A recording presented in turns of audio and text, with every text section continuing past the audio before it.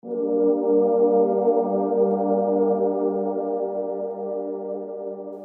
everyone.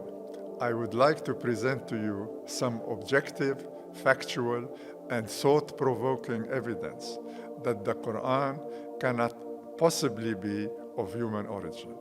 Additional examples are given in the book Spirituality Rekindled and on the book's website.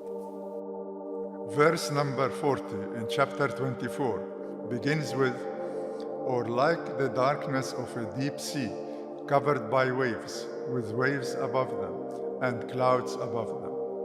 Oceans can have layers of lower density water above layers of higher density water because of differences in temperature and or salinity.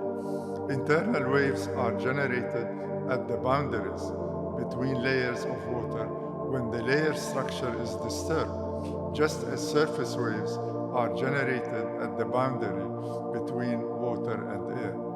The occurrence of these internal ocean waves was confirmed less than 100 years ago, yet the Quran explicitly refers to them more than 1400 years ago. So how can the Quran be of human origin?